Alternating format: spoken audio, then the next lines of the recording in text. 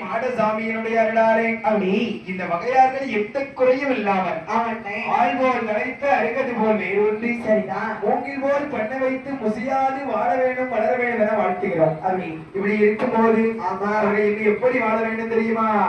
அவர்கள் சித்த சித்த இடங்கள் எல்லாம் எப்படி வாழ வேண்டும் தெரியுமா?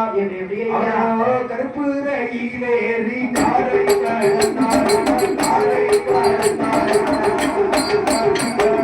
கருடராசன் மாறாடென்று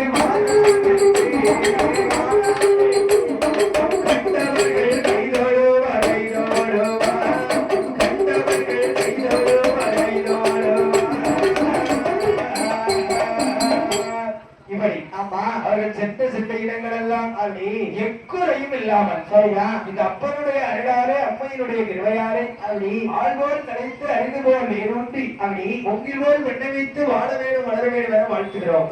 நன்றி. ஆமா.